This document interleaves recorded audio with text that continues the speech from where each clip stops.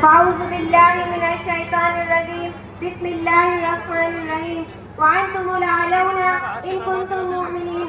وہ معزز تھے زمانے میں مسلمان ہو گئے، وہ معزز تھے زمانے میں مسلمان ہو گئے، ہم خوار ہوئے تاریخ پورا ہو گئے. محترم بزرگوں اور دوستوں، آج میری گفتگو کا موضوع مسلمانوں کی تباہی اور اس کا علاج ہے.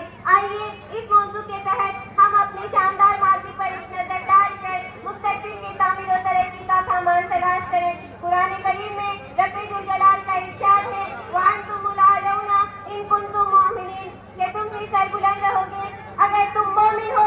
یہ ارشاد باری تمہاری پوری تاریخ کا اختصار ہے اور اسی میں تمہاری ترقی کا راز ہے. تاریخ کے سینکڑوں واقعات یہ بتانے کے لیے کافی ہے کہ جب بھی ہمارا رشتہ اللہ اور اس کے دین سے مضبوط رہا، سربلندی و کامیابی نے ہمارے قدم چومے، اور جب اس رشتے میں کسی قسم کی کمزوری آئی، ہم عزت اور رفعت آسمان سے ذلت پستی کے گال میں جا گرے. تاریخ ہمارے سامنے جنگ بدر کی مثال پیش کرتی ہے.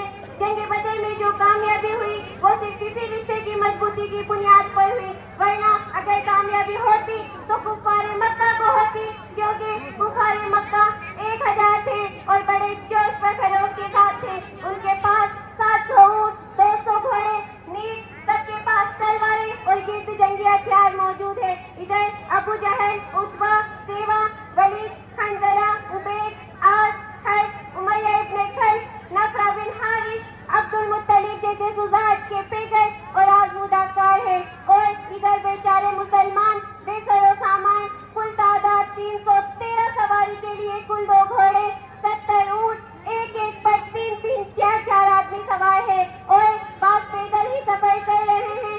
کسی کے پاس نیزہ اور کمان ہے تو تلوار نہیں، اور کسی کے پاس تلوار ہے تو نیزہ اور کمان نہیں. محترم بزرگوں اور دوستوں، جب مقام بدر پر پہنچتے ہیں تو دیکھتے ہیں کہ کفار مکہ بلند مقام پر خیمہ جن ہو چکے ہیں، جہاں پانی کی بھی فراوانی ہے. بیچارے مسلمانوں کو پھنس کر ریتیلی زمین پر خیمہ جن ہونا پڑا، ایسی جگہ کہ اگر کسی کو پیاس لگے تو ایک گھونٹ پانی پینے کو نہ ملے. البتہ جنگ کے اندر جتنے اسباب اور جتنی چیزوں کی ضرورت پڑتی ہے وہ سب کفار مکہ کو حاصل تھی، مگر جب لڑائی شروع ہوتی ہے تو کفار مکہ گاجر مولی کی طرح کاٹے جاتے ہیں. کفار مکہ کا سب سے بڑا سردار ابو جہل 2 بچے معاذ اور معوذ کے ذریعے مارا جاتا ہے، اور حضرت عبداللہ بن مسعود رضی اللہ تعالیٰ عنہ اس کا سر کو جسم سے جدا کرتے ہیں. مسلمانوں، آپ جانتے ہو یہ عبداللہ بن مسعود رضی اللہ تعالیٰ عنہ کون ہے؟ یہ وہی ہے جن کو مکہ کے صحن میں اسے ابو جہل نے مارتے مارتے بے ہوش کر دیا تھا. آج میدانی جنگ کے اندر وہی عبداللہ بن مسعود رضی اللہ تعالیٰ عنہ ابو جہل کا سر قلم کرتے ہیں. امیہ ابن خلف ابو جہل کے بعد مکہ کا سب سے بڑا سردار سمجھا جاتا تھا، لیکن اپنے ساتھیوں کو تیار ہوتے دیکھ کر گھبرایا اور میدان جنگ چھوڑ کر مکہ کی طرف دوڑ پڑے. حضرت بلال حبشی رضی اللہ تعالیٰ عنہ اس کے پیچھے دوڑے اور قریب پہنچ گئے.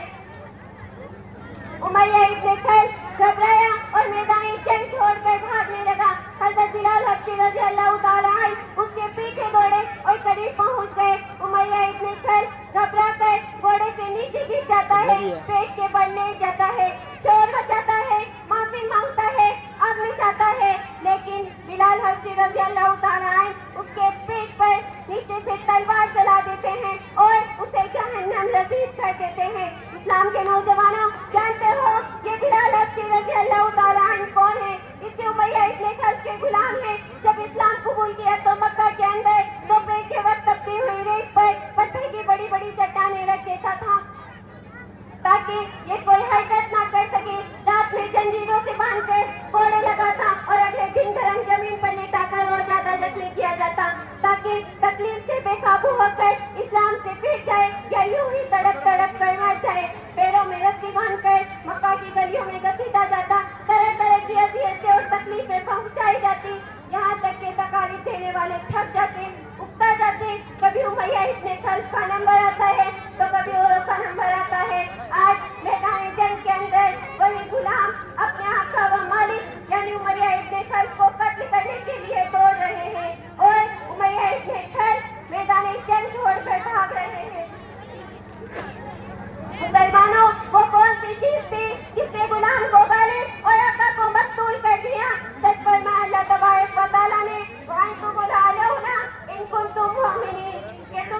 بلند رہو گے